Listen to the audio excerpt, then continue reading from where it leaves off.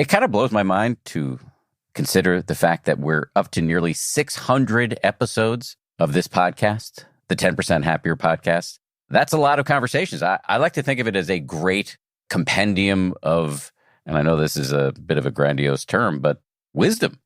The only downside of having this vast library of audio is that it can be hard to know where to start. So we're launching a new feature here, playlists. Just like you put together a playlist of your favorite songs. Back in the day, we used to call those mixtapes. Just like you do that with music, you can do it with podcasts. So if you're looking for episodes about anxiety, we've got a playlist of all of our anxiety episodes. Or if you're looking for how to sleep better, we've got a playlist for that. We've even put together a playlist of some of my personal favorite episodes. That was a hard list to make. Check out our playlists at 10%.com/playlist. That's 10%, all one word spelled out, .com/playlist, singular. Let us know what you think. We're always open to tweaking how we do things, and maybe there's a playlist we haven't thought of. Hit me up on Twitter or submit a comment through the website. So I invited Eileen Fisher on. You're going to hear from her. I'll introduce her in a moment. She's a huge name in the fashion industry. And in many ways, I thought, to borrow a phrase that I used in my book, I thought that this interview was going to be kind of like two animal species trying to talk to one another who are like not of the same species, like a lizard trying to talk to a goat, because we're so different. But she's incredibly interesting, and I learned a lot, and I think you'll hear some huge areas of overlap. So here you go. Here's Eileen Fisher. From ABC, this is the 10% Happier podcast. I'm Dan Harris. I'm going to start with the question that I ask everybody at first, which is how, when, where, why did you start meditating? Oh, great. Love that question. Okay, so I think I'm a person who's sort of always been kind of a seeker. I'm a little different type than you're sort of targeting, maybe. I'm the sort of tree hugger gal. You mean the ones you kind of mock a little bit. So I'm kind of.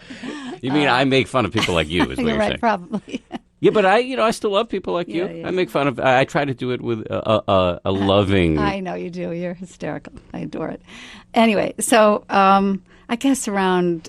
So I do my things. I started doing therapy years ago and journaling and all kinds of different sort of seeker, ways to know myself. I'm always trying to know who I am and what I'm doing and why I'm doing it, and what's impacting me and all those kinds of things. So I think around 15 years ago, I went probably on my first yoga retreat, and I hadn't really done yoga before that. And while I was doing yoga, we started always with meditation for half an hour every morning, and I was just kind of taken with how blissful I felt.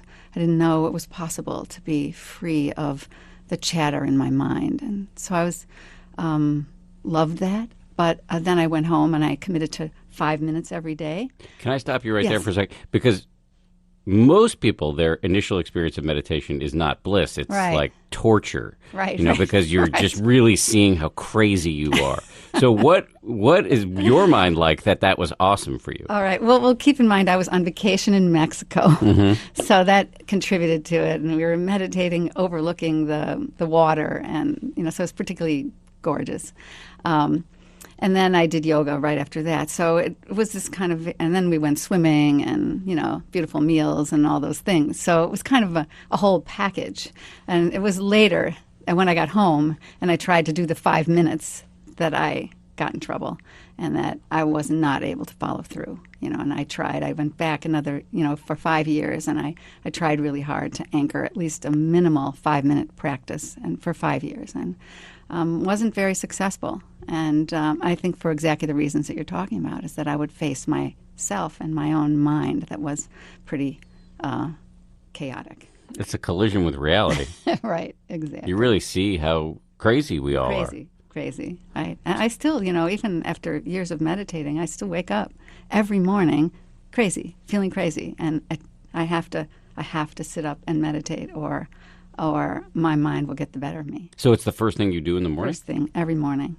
Yeah. Well, to your But I didn't finish how I got into it then, how I actually. But go ahead, keep But I just asking. want to say, in your defense, if you didn't wake up a little crazy, I would be really crazy. yeah, given the or size aware of that I was crazy. right. I mean, given the size of the organization you're running, Yeah, I mean, yeah. it's got I just the amount. But I have so many good people, so I don't. Sure, but when an issue reaches you, it's Yeah. probably a problem. That's true. That is true. So anyway, Hard decision has to be made. of course. So I just wanted to say that in your defense. But anyway, back Thank to you. your story. Acknowledging that load that I carry. Yeah, it is. It is overwhelming. some I'm sure it days. is. Yeah. I want to ask you about that and whether meditation helps. But Yeah. anyway, you were telling me. So you did it. You tried 5 minutes a day, and Right, you and I struggled. tried over a 5-year period. I kept going back to that retreat. I'd do yoga classes, and I tried meditating, and I couldn't. I'd do it at night or in the morning. I couldn't sort of anchor it. And then I ended up at the Chopra Center about 10 years ago, and I did a program called Emotional Freedom, because I knew that I was triggered too easily by things and emotionally kind of hijacked too often in my life. And so, like, a problem would become some thing in my mind. And so I wanted to get free of the emotional chaos that I was in. And so that's why I went to this program. But of course, what they taught was meditation. So basically what they said that really worked for me was get up, meditate first thing in the morning. They gave me this phrase, rise, pee, meditate. And it worked. It worked. That may be the only Deepak Chopra catchphrase that I like. Yeah, probably. No, It's a I good mean, one, though, and it works. No. Actually, that's probably unfair to Deepak. He probably says a lot of things I like. Yeah. But I also like to make fun of him a little bit. Yeah. So that worked for you, and at that point, it's stuck. It stuck, and I've been doing it ever since. And what is how long do you go? So I go between 10 minutes and 30 minutes, depends on what else I'm doing. So I have to do yoga in the morning, too, because I really need the physical piece. And so I'll do yoga for a minimum of 10 minutes, and I'll meditate for a minimum of 10 minutes. But if I have more time, I try to do 30. But many days I don't do 30. I do 10 and 10, usually. And what is the actual technique you're doing when you meditate? Okay, that's good. So when I first started at the Chopra Center, I started using a mantra, and just kind of repeating the phrase. I don't even remember what the phrase is. And then I got involved with kind of Buddhist meditation and I went on a 7-day silent retreat, probably 6, 7 years ago. Wow, where? In Colorado at Red Feather Shambhala Center. Okay, yeah, Do you Shambhala know it? Center. Yeah. Yeah. Well, I don't know that place specifically, No. but the Shambhala Center was founded by Chogyam Trungpa, Rinpoche, yes, right. who's famous and infamous at the same time. Right, exactly. Tibetan monk who I guess took the robes off and lived a lay Yes, life, right. but has a big following that remains to this day. I have a lot of Definitely. friends who are active members of Oh, it. good. So do I. Yeah, that's good. I'll have to compare notes. Yeah, we actually do that on Sunday mornings. We have a group that meets in our office in Westchester. Oh, so it's And a open to Shambhala the group. Public. It's a Shambhala group. Well, the guy who profiled you for Mindful magazine, Oh, right. Barry Boyce, Barry, yeah, who's yeah, a close friend and advisor Oh, of that's mine. great. and He's great. He's an amazing guy. Yeah. I call him like the beat reporter for mindfulness. He's like he really is like a guy you would meet covering City Hall in Dayton in some ways. But that he knows everybody in the mindfulness He's world. actually, his hometown is Pennsylvania, where my ex-husband is from. So Oh, a really? little town in Pennsylvania. So he has a working class vibe to Yeah, him, yeah. like a working class journalist vibe to him. But he's also, as are almost all working class journalists I've met, really sharp, really smart, really plugged in. Yeah. And he's a long time Shambhala Yes. practitioner. Yes, definitely. Yeah. I think I've taken us astray narratively. No, here, that but was a fun article to do with him. Yeah, I liked him. I recommend it to everybody. You can find the PDFs online. I read it. It was one of the many things I read in preparation nice. for this Oh, interview thank with you. Great. And Mindful Magazine is a great yeah, magazine. yeah, it's good. I believe you were on the cover. Yes. You're a cover girl. Oh God. Any magazine that's putting you on the cover, that's a good thing. Especially since mindfulness, now I'm getting into a real tangent here, but mindfulness hasn't had sort of a house organ, you know what I mean? Like a central repository for information. And Mindful magazine has really done that quite well. And brought it out more in the secular world, I Absolutely. think. Made it accessible. So you started doing Shambhala meditation. Is that what you still do? Yeah, I do. Basically, it's just following my breath and trying to bring my mind back to following my breath, because even now, after many years, my mind, as you know, it just constantly needs to be pulled back. And so that's what I do. And I also do a loving kindness meditation some mornings, most mornings. And is that something you learned through Shambhala or elsewhere? No, I actually learned it through Barbara Fredrickson. Sure. Her yes. book. Is she a scientist? I believe. Or a researcher of some sort? Yeah, some sort. Yeah. Yeah. I've heard her name. Love 2.0, her book was what I read. That was fantastic. I think, now I'm speaking from ignorance here, so I just want to be upfront. I think she's done some work with Sharon Salzberg, who is really a major proponent in the meditation world for loving kindness meditation. That's right. Yeah, love. It's all about love, isn't it? I have to say, as a lifelong, nihilistic skeptic and sarcastic wise ass, and I've talked about this in the podcast before. I mean, I am a real believer in loving kindness meditation, which is this practice where you you visualize people and systematically send them good vibes. And I often make the joke that initially it sounds like Valentine's Day with a machete to your throat. It's just really like enforced gooiness, but the science shows it works. And it works in interesting ways. It has health benefits, so it lowers the release of stress hormones and things like that, but it can change behavior. Oh, yeah. And so, for example, children, preschoolers who are taught how to do this kind of meditation are more likely to give their stickers away to kids they don't know. Oh, how sweet. It's really sweet. And as the father of a 1.5-year-old, I need to get around to teaching this kid because he won't give me anything. Well, I can say for myself, I'm more, I can find myself welcoming people in a more warm way. Even people that I maybe don't feel comfortable with or not sure if I actually like, but I can feel, sort of energetically that I feel that I'm more able to be warmer with people. Why do you think that is? Is it? I think my mind got tricked into thinking. No, I don't know. I don't actually know. I think it's practicing that particular meditation that I do. I think it shifts something. It makes it's sort of like you trick your mind. It's like laughter yoga or something. They say that it actually you start to feel happier. Or I noticed you interviewed Amy Cuddy. Yeah. All that. That if you change your body, power poses. You change your mind. If you change your mind, you change your behavior. I think it's almost like tricking ourselves. Is that strange? Or you could say training yourself. Training. That's better. I like that better. Yeah.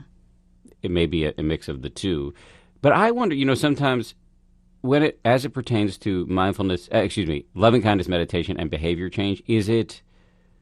Yeah, obviously, you're training the part of the brain that is compassionate, but there's a cognitive component too, right? So like when you see somebody, and I'm sure in your line of work, you see a lot of people, some percentage of them are going to be difficult people for you. Yeah. Is there all of us in all of our lives? Of course. But my your most life difficult person is my son, therefore, so it's not just at work. Fair enough. How old is your son? 27. Okay, well, it's a good age for difficultness. I have a son too, so you have I can a little get one now, don't you? I have a little one, but he's. I have. Let's talk about that too at some point. Parenting. Oh, goodness. Yes. There's a cognitive component too, because you can see. And maybe this is kind of what's drummed into us through doing the practice and reading about it and learning about it. You see that even if this person is difficult for you, they want the same thing you do, which is to be happy, right? Not to suffer. That's right. And that is just a useful intellectual reframing of the thing. Right. That's good. I like that. Reframe. What other impacts did doing this mix of mindfulness meditation and loving kindness have on your life? Because you have a son, You have an ex-husband. You Yeah. also run this Goliath of an institution. So Yeah. what? Well, how else it's not did you that find it big. useful? Well, look, I mean, I run. It's all relative. I have structured my life so that nobody reports to me. So Yeah. I don't run anything. So Yeah. sitting here with somebody who has 1,200 employees, Yeah. that seems like a Goliath of an institution to me, at least. Yeah. Yeah, it is. I guess the impacts that I see is that I think I'm different. I think I'm able to kind of show up in a little more whole way, and I think that it's affecting the work. I think the work, I care more about the work itself and not just the product that we create, but the whole of the work, from the way people work together, the way we treat each other, the way we try to help create an environment where people can grow, and also the way we treat the workers and the way we care about the planet. I think that all of those things have sort of shifted. And I meditate, but I think it's more than that. I think I don't know if you know, but in the workplace, we ring the bell and we have a moment of silence before meetings. Did you hear about this? I did hear about that. Yes. Did that really scare you? Like, No. Oh my God, that's so weird. No. I mean, look, probably if you had told me this 8 years ago, I would have thought it was weird because that was before I was meditating. Is that a cult or something really weird going on over there? Maybe, but now I think I debate it because I have meetings. I have a little company that teaches people how to meditate through an app, great. and we don't do that at the beginning of our meetings. And I think it's partly because culturally we're trying to position ourselves as meditation for people who are not weird, right? Who don't think they're weird, the right? Skeptics, I like it. Yeah. Yes, and it's for anyone, really. No, it is for everyone. Really, I love what you're doing. I think Thank it's you. really good. I appreciate It's really that. important because I think to take it out further and to let people know how helpful it can be. And I want to say one other thing about the work situation because it's... Say as much as you want. Well, I think what's really interesting, and I think it is this kind of idea of stopping and, having a little space and creating awareness of what are we doing and why are we doing it and how are we doing it and how can we do it better. I think it's the kind of reframing that needs to happen in the whole world of work. I think that we can make a much bigger difference in the world through the workplace if we change our level of consciousness, so that we actually can tap into the energy that everyone has, and the positive energy rather than the negative in the crazy minds that we can bring to things and all our weird patterns and past. And I have this consultant. He says that 90% of what we bring into the workplace is our childhood patterns. And so we're always acting out and being triggered by people and, all kinds of weird things, But if we could free that up and we could get that other 90% of energy from people, then we could really, use the energy of people in the workplace to really make a big difference, like what you're doing. Well, thank you. I think what you said is 1,000% true.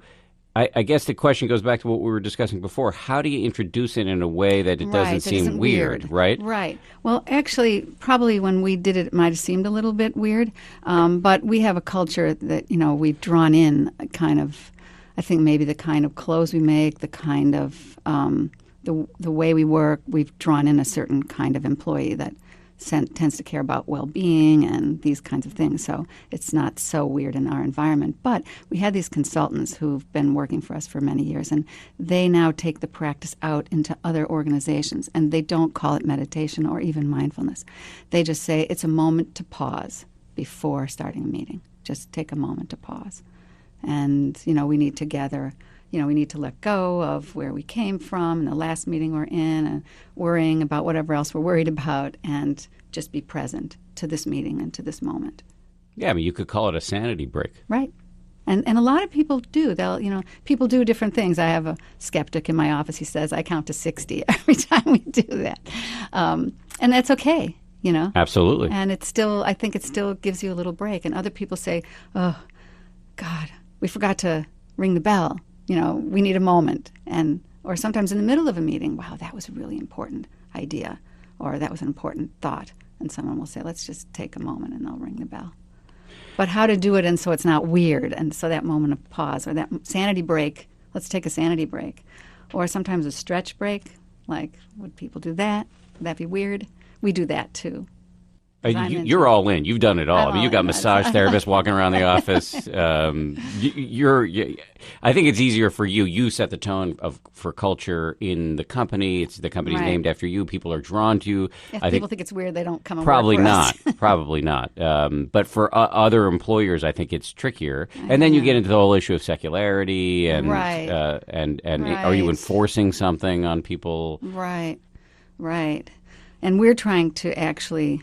I'm not helping you with your goal here, but we're trying to actually get people to go deeper, to actually really work on their other the 90% that holds us back. How do you get them to do that? So I've recently started a learning lab. I don't know if you're aware of that, but the idea is that people go off-site and work on, purpose and embodiment is something I'm interested in. What do you mean by that? I mean, like, how do we show up fully in ourselves, in our bodies, and and how do we notice what we're feeling and thinking, and how do we keep referencing ourselves, our own bodies, in the midst of whatever else is going on?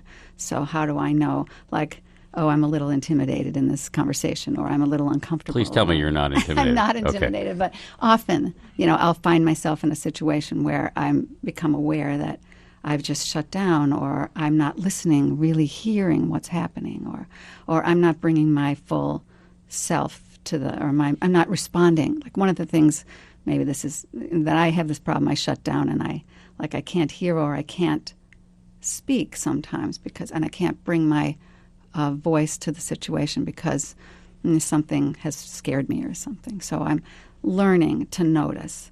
My pattern. It's a childhood pattern for me of shutdown. That's how I coped with all kinds of difficult situations in my family. Just shut down, hang out with myself. So learning about that and actually learning that I can stop and I can make a different choice. Oh, I can actually show up. I can actually speak up here. I can actually listen better. I can actually ask that person to repeat and sometimes I'll just say, whoa, I just missed that. Could you just repeat that? I just really want to hear you. And just realizing that as I become more aware of what I'm feeling and noticing inside, that I can make different choices. And then in doing that, I show up differently. I can make different decisions. Like, I told this story recently. We were in the midst of shifting around our leadership group and hiring a few new key executives. And I was interviewing marketing people, and I found myself noticing, being able to step back and notice, whoa, I'm shutting down. I'm actually uncomfortable. I'm afraid of this person. And so she's really smart. She really has a lot of background. I don't even know how to ask questions. And so I caught myself doing that, and I was able to go, whoa, to myself. I missed a fair amount of that interview. She's pretty interesting, but in the past I would probably go no, I didn't really connect with her, or something didn't feel right. And then I realized, no, that was me, and that was my fear, and that was me shutting down. And so afterwards I said, I think maybe we need to interview her again, because I don't think I fully heard all of what was happening. And so now, I'm not going to finish that whole story, but I think we've created a whole new path for me, I'm more open to people that I might have actually not let in to the company. So I think it's going to be a huge win for the company, because I'm able to kind of reference myself and open up more. You know what strikes me sitting here talking to you, because you said in a very charming way at the beginning that you think that you're maybe the type of person that I kind of make fun of once in a while, but we're saying the exact same thing. We just use different language. Oh, is that it? Okay. I wouldn't probably say embodied, but right. but it's it is a super legitimate idea. If you're feeling, we call them feelings for a reason. You feel them in your body. Right. If you're stuck in your own head Right. and you're not in touch with whatever's happening in your actual body, you are going to miss stuff, and you will get trapped by all of your conditioning, all the stuff in your past, all the stuff you're worried about. Yeah. And so what you're talking about right now is completely commonsensical. Right. But I'm saying it in language that's a little less accessible, so that's very interesting. I mean, to me, but I'm just one person, man. I think it's going to be incredibly accessible to lots of people. Yeah. I don't think this was not a critique at all. This was just more like I think we have very similar views on these issues. It's just a matter of we may just say it differently. Yeah. But back to the embodiment topic, though, because I'm really fascinated. But you're absolutely right. The language is really important, and Barry talks about that. And Barry Boyce from Mindfulness, Mindful Magazine, talks about the right language that makes it accessible, so more people are invited in, so we're not shutting people out. He had me do a joint column with him. Something like 7 ways to talk about meditation without being annoying, or something like right, that. That's great. So yeah, it's a trick. It is a trick.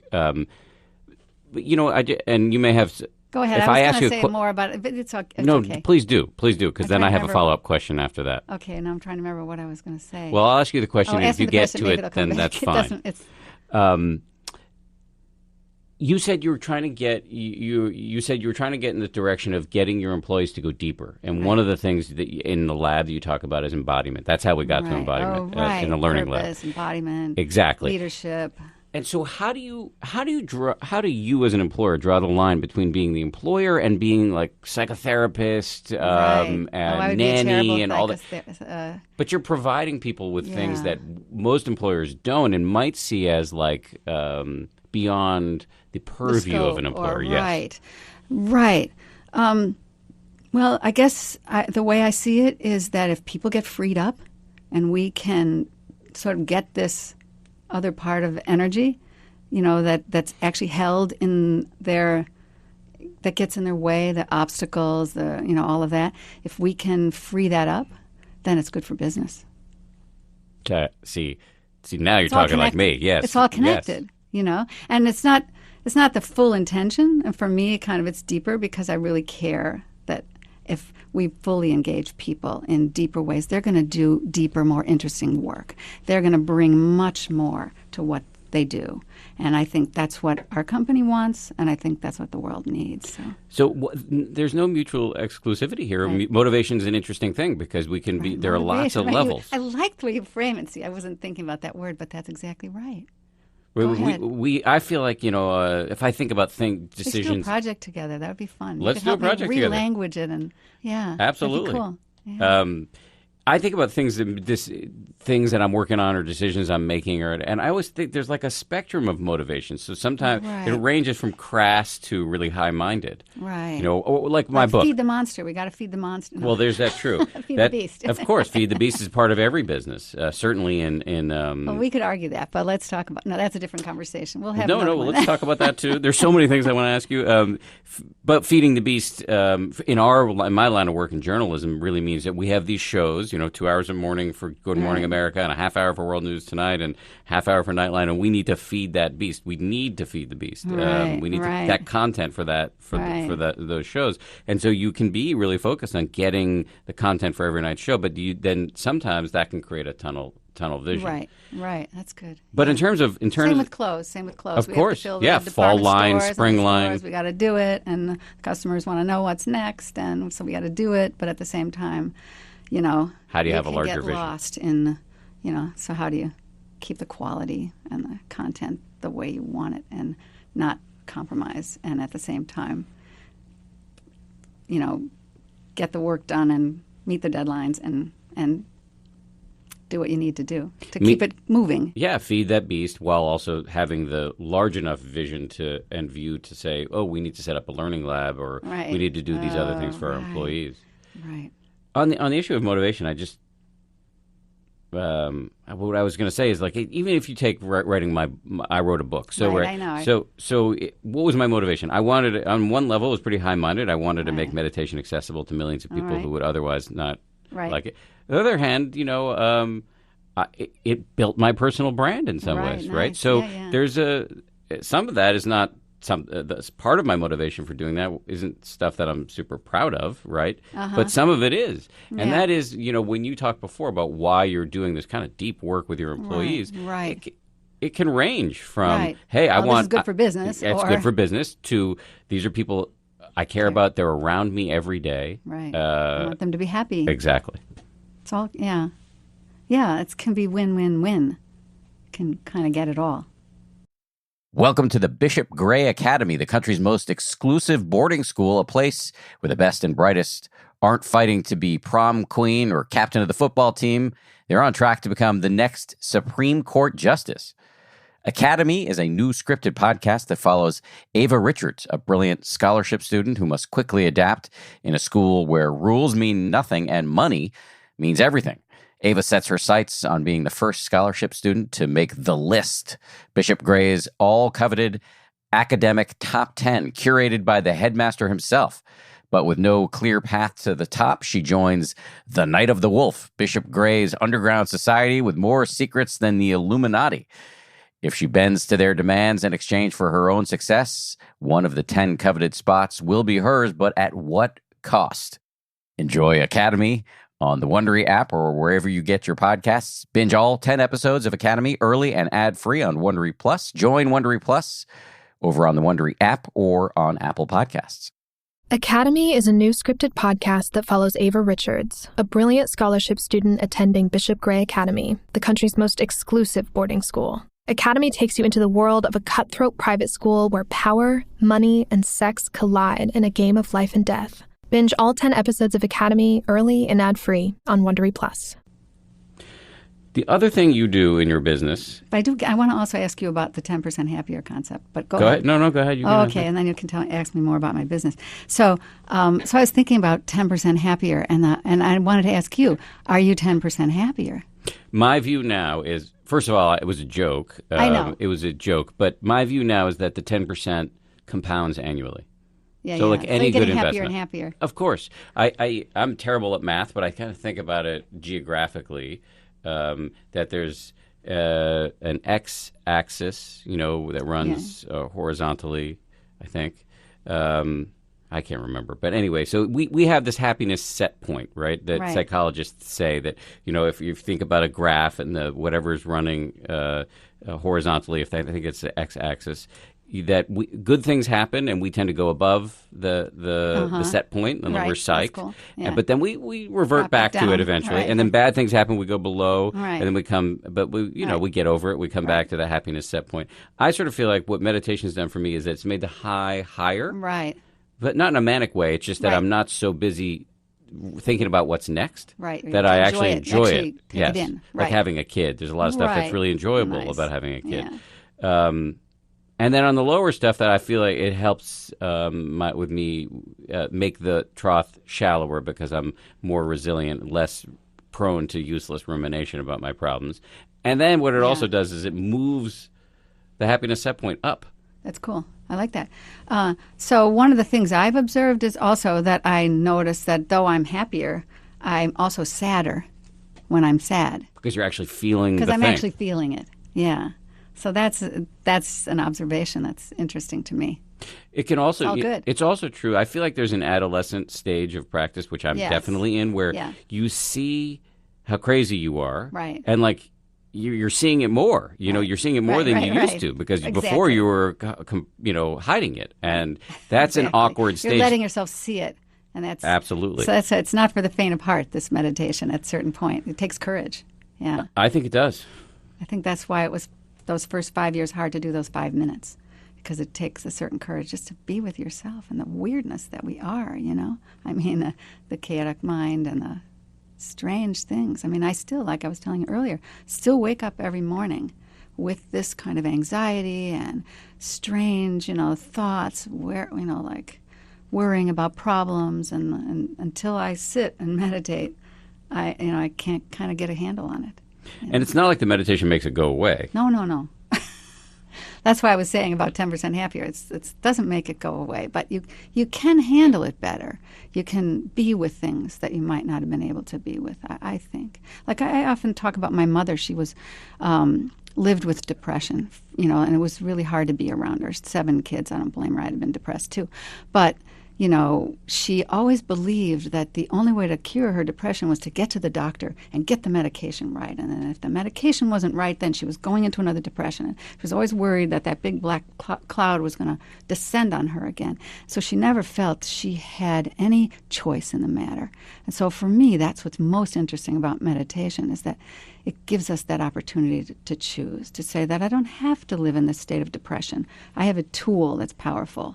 I can do this, or I can do yoga, or I can eat differently, or I can change my relationship if it's not working, or, I actually have a choice, and that's powerful. I understand your mother getting frantic about that stuff, because when that depression, I've had it. It's bleak, and you would do anything to avoid it. Right. But your mother just didn't have the tools. Right. Nobody offered her anything else. Right. I'm guessing. That's true. Shock treatment, drugs, that was it. Well, she was in the dark ages. And back to the 7 kids. Yeah, of course. So we were. Sorry, I didn't mean to change the subject. No. Mothers, You're like batting 1,000. Everything you're saying is interesting. I just wanted to I wanted to get back to you're running the business. The business. All right, yeah. Because the other thing you do, aside from, it sounds like a great place to work, because you, as I said before, you have got meditation rooms, you've got people come around giving massages, you have all this profit sharing. Right, profit sharing and ESOP. 40% owned by the employees. Oh, really? Oh, you didn't know that? Yeah. I read something about at least 10% of the after-tax money went back to employees. 25. 25 now. Yeah. Okay. Yeah. So aside from being very generous with your employees, you've done a lot of work on the supply chain, on the conditions, the planet's sustainability. That absolutely. Kind of thing. Yes. Yeah. Now I wonder I see why this makes sense from a global perspective. Yeah. But does it make sense what you're doing from a business perspective? Well, I think it depends on how long-term you think about business. So you could think of it just straight from a business standpoint, that we need to protect our brand and our image. If you're just crassly thinking about it from that standpoint, that we don't want to be called out for, situations in our factories that are not consistent with the way that we present ourselves. So that alone, just PR reasons, is a business reason to do it. That's not what motivated us in the first place. I think it really came from, the kind of people that we draw into our company that just are more willing to open their eyes and see in a bigger way, and, didn't like things that they saw in the factories, and that, whether it was the way people were treated or, just things, fair pay, health, things of that nature that, we wanted to make right. And the same for sustainability. We have probably, I don't even know how many people in the company. Across the company, there are probably 50 people who are regularly involved in our sustainability efforts. And actually what it does in terms of business is those people are actually more motivated. If they're a sustainability ambassador, or if they feel that, and it's true, that their work is more meaningful, that they're not just producing things that are hurting people in the way they're being made, or that are hurting the environment. So they feel more meaningfully engaged, and like they're actually making a difference. And so they really care to teach that farmer how to, grow the sheep, how to work with the sheep differently, or work the organic farmers or the dye houses, that always looking for ways that we can make things different and better. But isn't it? Wouldn't it be is that good for business? Right, go ahead. Would it be cheaper? Would it be better for your bottom line if you didn't take all of this care? I don't know. I think totally, in the total long term, no, would be my answer. Yeah, I think. Well, I think you can look. It's in certain ways, certain things are more expensive. Like organic cotton costs 15% more, things like that. It does cost more. But the loyalty, I think, that the customers, bring, when they look at a garment, they want it, and then they realize, oh, that's kind of expensive. Oh, but it's organic. I can justify that. That's something meaningful, and maybe at first they didn't care, and they're beginning to more and more be drawn in and care and feel proud of supporting a brand that's trying hard to make things right. So I think there's a long term. I'm lucky to be privately owned, because if I had to report quarterly earnings all the time and justify, these kinds of expenses, it might be harder. But the employees, we had a meeting a number of years ago talking about the water crisis.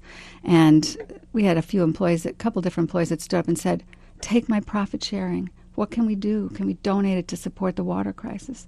I mean, I think they really care. That's pretty amazing. But you've had moments, real tough moments in business. The recession hit you hard. Yeah. You were hit hard by Hurricane Sandy, which destroyed a lot of your inventory, like $1.5 million and stuff. Something like that, yeah. Did you, in moments like that, did you rethink some of your do-gooding? No, never. There were moments that we had. I remember there was a moment, and that was 2008, but we had to pull back on our wellness benefit. We give $1,000 a year to every employee for additional kinds of wellness besides the regular medical benefits. So that's where the massages and, yoga classes and all those kinds of things come in. So we had to pull back. I think we gave only half, and we of course, couldn't give profit sharing if there was no profit, that kind of thing. But our social consciousness work, I don't think we ever pulled back. We did pull back on some of our charity work. And one of the interesting things that happened, because we were giving, I think we give 5%. I don't know exactly what percentage we give, but at least that, to support women and girls and the environment and different charities and that kind of thing. So we had a lot of charities we cared a lot about, and that was 2008. And so we ended up, out of this, creating this recycle program as a way to get resources to support some of these organizations that we had to pull back on a little bit, that we felt really uncomfortable about. And so we created I love these problem-solving win-win things that happen. So we created this recycle program. We created it originally through the foundation with the idea of giving to those women's organizations. And then the recycle program grew so much. I mean, today it's employing, I don't know, at least 30 people, maybe more, just totally, refurbishing the clothes and reselling them. And we sell, I don't even know, I better not quote the number, but a lot of recycled clothes. And that's taken us to another whole place. Now we have mounds of recycled. I don't want to, but what I'm saying is that I think the commitment to the work, to the good work, is an important part of who we are. So we don't stop that. But we do have to. It's always, there's certain business decisions, and sometimes, like I was saying, around the charity piece, we had to pull back. But it created another whole program that's been really meaningful. And so I think there's, just different ways around it. That's a great story, because basically the intention remained to operate as an ethical business. And so when the resource picture shifted, right, it just found another outlet. Exactly. Yeah. So I would love to get your advice on a few things. So I'm now, oddly enough, a small businessman. Nice. I want to be clear. So I have there's this company, this 10% Happier company. I'm not the CEO. There's an actual business person, a young guy who's the CEO. So no, I don't run the thing.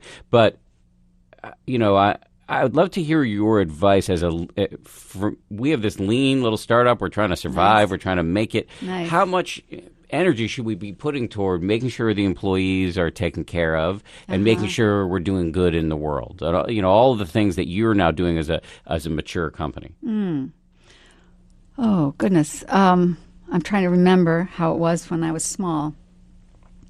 And there was a moment in time I started giving 10% of the profits, and that was when there was extra profits. So, if you're at that place where there's enough extra profits that you could share 10%, that would be a nice thing to do. Yeah, I can't imagine us having any profits, but anyway. Well, I can relate, because I'm also starting the Learning Lab, and I'm in that same kind of place with the Learning Lab. It's not profitable yet, so there's no profits yet to share. So, but still, well, let's see, what do? We still ring the bell. What can you do? I think that, the way we conduct meetings and the way we care about the people, and I think it probably, when you're really small and you're close to people, I think it's pretty natural, I'm guessing. Yeah, no, be with people in a way that, that you care. It's when you start to get another step bigger that things start to get, no? Is that... I think that's probably exactly natural, right. That you're like a family and people care about each other, and there's those basics. They're based up in Boston, so for a bunch of reasons that are not going to be interesting, but it's a very small group, and the vibe, for lack of a better word, is extremely positive. Yeah. There's a unity of purpose and all of those things. Yeah. But I Do can they meditate every day? Yeah, everybody's serious meditator. So nice. It's great. Yeah. I don't monitor you've got their it there. practice. You don't have to do anything. It's all there. It's there in a way, but we need to make What would you sure. want to do? What else? Go ahead. I don't know. I don't know because I don't never run anything before, so I don't know how much attention should I be paying to making sure that there's some sort of emotional care and feeding of these people, rallying of the troops. I don't know. This is all so new to me, and there is a way in which when you're new and just trying to survive in a crowded marketplace that you can really be focused on that stuff and not focused on the things that you now spend a lot of time focusing on. Yeah. Well, actually, I don't personally focus on them either. I have people in culture, people who focus on those kinds of things. But you've made it a priority for the company. Yes. And that is a form of focus. Yeah, that's true. I'm trying to think. Well, I'm thinking in the kind of organization that you have, that you probably wouldn't need things like coaches. You're probably not having problems where people are unaware of how they're impacting others in the way they speak and treat people. Maybe, but I'm not aware of those. Yeah. I'm probably the problem. I hope not. I doubt it. I was kidding, but then I realized maybe I was true.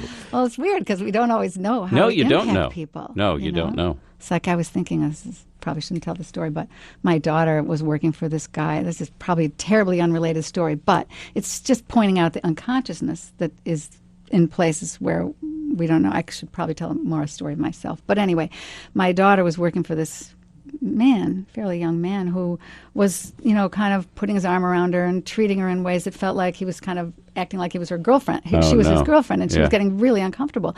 And so one day she just sat down with him and said, this is making me really uncomfortable. And he was like shocked.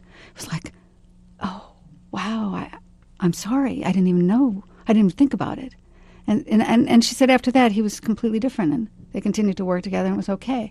But it was like he really honestly didn't understand how he was impacting her and that there was anything inappropriate about it. So I was so proud of her.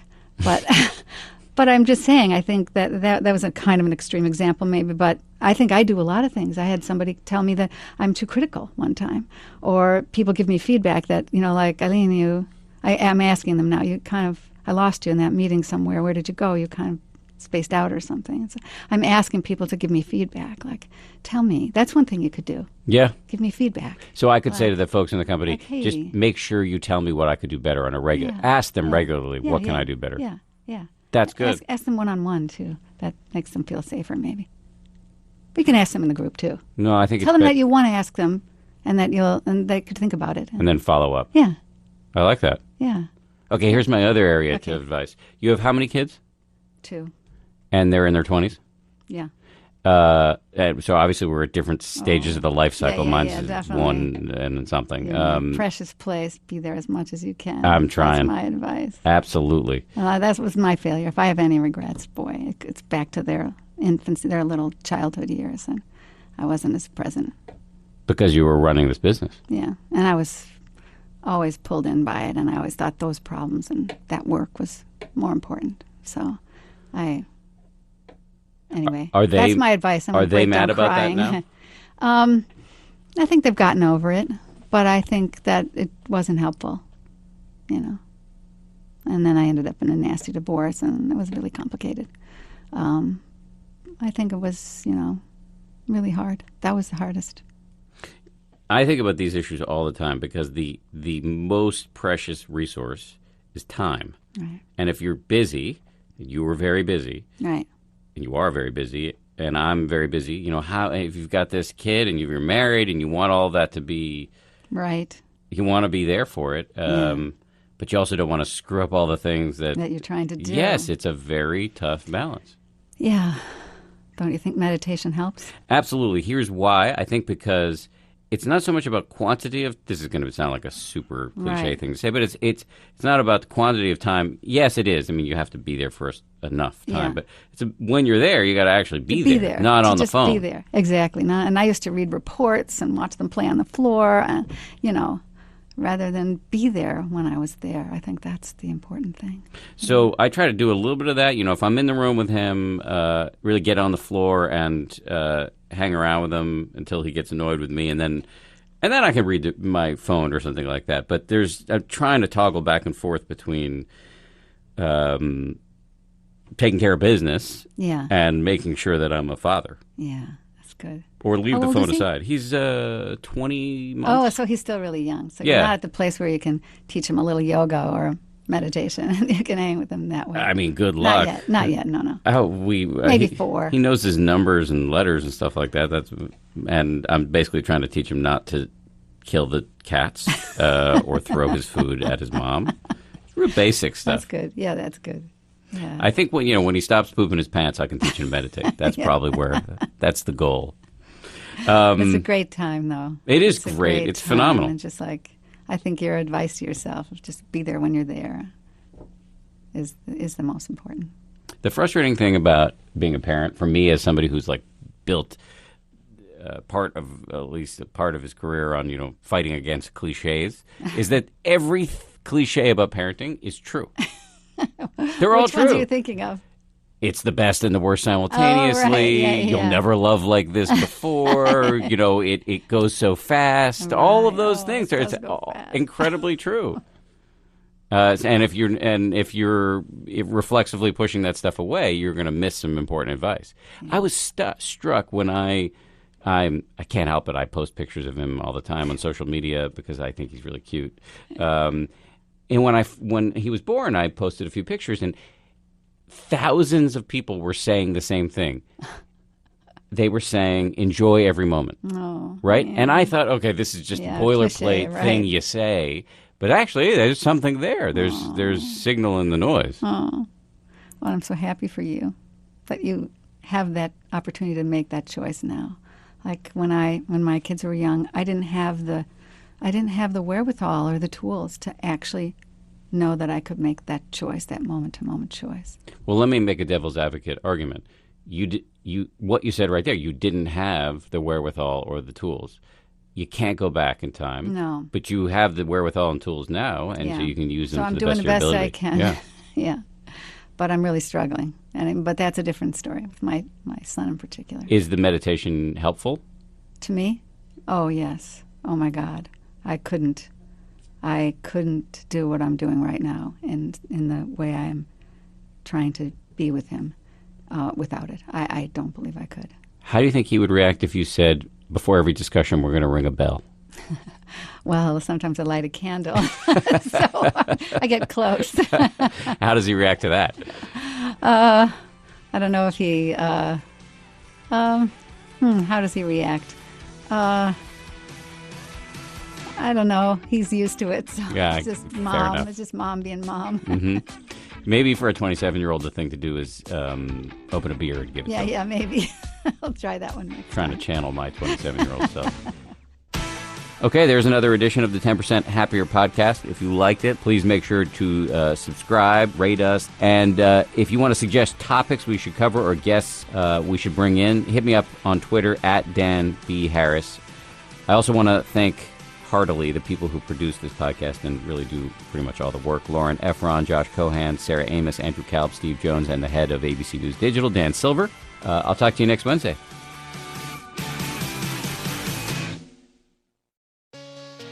Hey, Prime members. You can listen to 10% Happier early and ad-free on Amazon Music. Download the Amazon Music app today.